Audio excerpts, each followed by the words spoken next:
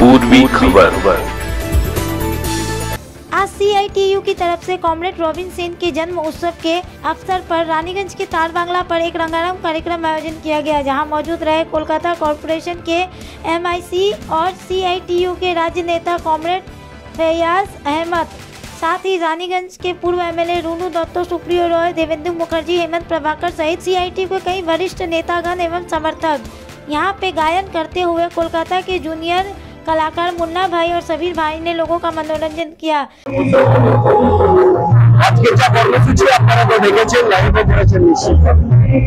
আমাদের এক্স-এমপি, আমাদের CITU নেতা বংশগোপাল চৌধুরীর বিশেষ প্রচেষ্টা, CITU রানীগঞ্জ এরিয়া কোঅর্ডিনেশন কমিটির উদ্যোগে আজ আমরা সমবেত হচ্ছি 6 ডিসেম্বর।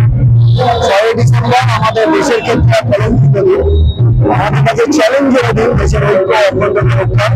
ভারতবর্ষ, বাংলাদেশ যেখানে হচ্ছে সংখ্যালঘু সংখ্যাগরিষ্ঠের উপর আক্রমণ হচ্ছে, তাদের জনজীবন রক্ষা করা, সাধারণ মানুষের জীবন রক্ষা করা দাবিতে আমাদের। এর সাথে সাথে আমরা শপথ নিতে চাই। শপথটা আমি বক্তব্যে রাখবো না। হিটলারের কারাগারে বন্দী কাস্টম নিয়ে আজ থেকে প্রায় ৮২ বছর আগে যে ঘটনা দেখেছিলেন, যখন এসেছিল ইহুদিদের নিতে গিয়ে, তখন আমি ছিলাম চুপ করে, কারণ আমি তো ইহুদি নই। তারপর এরা এসেছিল ক্যাথলিকদের নিতে, আমি তখন ছিলাম চুপ করে, কারণ আমি ক্যাথলিক নই। তারপর এসেছিল ওরা কমিউনিস্টদের নিতে, তখনও আমি ছিলাম চুপ করে, কারণ আমি তো কমিউনিস্ট নই। কিন্তু তারপর যখন ওরা আমাকে নিতে এলো, তখন হচ্ছে যে পিছনে আমার কথা বলার কিছু ছিল। আজকে যে মানুষ আমাদের কথা প্রোগ্রাম শুনছেন, তাদের কাছে বিনীত আবেদন, আর বিনম্র হচ্ছে আস্তরণ করে কিছু হবে না, সংগঠিত প্রস্তাব দরকার। যারা অন্যত্ব রাজনীতি, মৌলবাদী রাজনীতি, সাম্প্রদায়িকতাবাদের হিংসার রাজনীতি কায়েম করছে, আসুন সবাই মিলে আমরা লড়াই করি। আজকে এটা একটা সাম্প্রদায়িক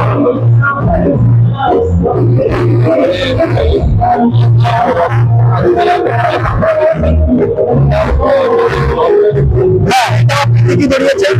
আজকে আমাদের শ্রমজীবী মানুষের আন্দোলনের অন্যতম গোটা রাজ্যের যুবকরা আমরা রবীন সেনের জন্ম শতবর্ষ দাঁড়িয়েই কর্মসূচি করছি। রবীন্দ্রবাবুর জন্ম শতবর্ষে মৌলিক কর্মসূচি হয়েছে। রবীন্দ্রবাবুরা ৯৯-এর বাতিল মানুষের পরেও এই রাজ্যের বুকে কারণ হিম্মত হয়নি আগুন জ্বালানো। আর মমতা বিজেপি আজ প্রতিনিয়ত আগুন জ্বলছে, আমাদের রানীগঞ্জেও আগুন জ্বলেছে। তবে রবীন্দ্রবাবুদেরকে এই কারণেই স্মরণীয় যে তারা মানে শ্রমজীবী মানুষকে ঐক্যবদ্ধ করেছিলেন রুজির স্বার্থে, তাই দাঙ্গাবাজরা এভাবে সাহস পায়নি। हमने कॉमरेड नेता फादा अहमद से बात की तो उन्होंने बताया कि ये तो যেরকম আমরা দেখেছি আপনার CPIM এর সময়ে একটা সময় ছিল, আজকের মধ্যে দলের মধ্যে কি তফাৎ আছে? তো গোটা বাংলার মানুষই বুঝতে পারছেন, আগে যারা ছিলেন, যারা বামপন্থী কর্মীরা, যারা কাউন্সিলর থেকে নিয়ে MLA যারা ছিলেন, তাদের যেহেতু যে দল একটা শৃঙ্খলার ব্যাপার থাকে, তাতে হচ্ছে মানুষের সেবা করা। আর আজকে হচ্ছে মানে তখন ছিল আত্মত্যাগ করতে হবে, এখন হচ্ছে ভোগ করতে হবে। ত্যাগ আর ভোগ, এখন সবাই ভোগ। শুধু ওই কাউন্সিলর MLA MP নয়, যারা তৃণমূলের ঝান্ডা ধরছে তাদেরও দেখছেন আজকে কোথায় ছিল, কোথায় চলে গেছে। এবং গোটা সরকারটাই তো দুর্নীতিতে। সাধারণ মানুষ হচ্ছেন মূল্যবৃদ্ধির বোঝায় পড়ে রয়েছেন, বেকারদের চাকরি নেই, সরকারি বা কোনো লোকাল বডিতেও কোনো নিয়োগ হচ্ছে না। দুর্নীতির পুরো রমরমা গোটা রাজ্য জুড়ে, হাত দিলেই কোথাও বাংলার বুকে শুধু টাকা আর অস্ত্র। এই তো বাংলায় এখন তৃণমূলের যারা সরকার পরিচালনা করছেন, তাদের নেতা থেকে কর্মীরা দুর্নীতিতে যুক্ত। এবং এই মোদি দিদি সেটিং না থাকলে যেভাবে দুর্নীতি, যেখানেই দেখেন দুর্নীতি, যে কোনো নিয়োগে দুর্নীতি, রেশন থেকে নিয়ে আবাসন যে কোনো জায়গায় যান দুর্নীতি। যদি ইডি সিবিআই সঠিকভাবে কাজ করত, যেটা কোর্টের নির্দেশেও, তাহলে আজকে গোটা রাজ্যের মুখ্যমন্ত্রীকেও তার ক্যাবিনেট মিটিং জেলখানায় করতে হতো, হাজতে করতে হতো। কিন্তু তো সেটিং রয়েছে। বিজেপি চায় বাংলা তৃণমূল থাকলে RSS বিজেপির সুবিধা হবে এবং গোটা দেশটাকে ওরা ধর্মের ভিত্তিতে ভাগ করে তারা হচ্ছে ফায়দা লুটবে, ফলে মানুষ বেকার থাকুক, শ্রমিকের তারা হচ্ছে অধিকার পাবে না, কৃষকরা ফসলের দাম পাবে না, যুবকরা চাকরি পাবে না, মা বোনদের মান সম্মান রক্ষা হবে না, মানুষ প্রশ্ন করতে পারবেন না। শুধু ধর্মের ভিত্তিতে থাকুন, একজন হিন্দু বলবেন, একজন মুসলমান বলবেন, এই দুজনে মিলে আসলে দিদি আর মোদি মিলে একটা বাংলাটাকে শেষ করছে, এটাকে দেশটাকে শেষ করছে। এর বিরুদ্ধেই শ্রমিক শ্রেণী, সাধারণ মানুষকে ঐক্যবদ্ধ হতে হবে, তবেই बांग्ला के बचाते पारबो, देश को बचाते पारबो।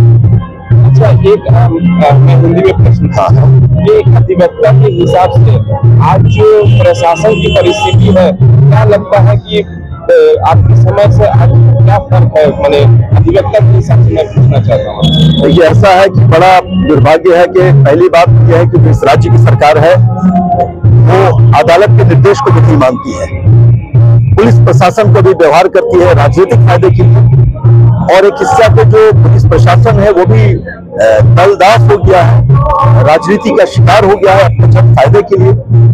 दुर्नीति पूरे चप्पा चप्पा पूरे हर स्तर में हो गया है। अब तक के लिए बस इतना ही, फिर मिलेंगे अगली खबर में। कैमरामैन सोनू के साथ राजेश बर्मन की रिपोर्ट, पूर्वी खबर रानीगंज। हमारे चैनल को लाइक, शेयर, सब्सक्राइब करना ना भूलें और बेल आइकन को दबाना ना भूलें और देखते रहें पूर्वी खबर। पूर्वी खबर, नजर सब पर।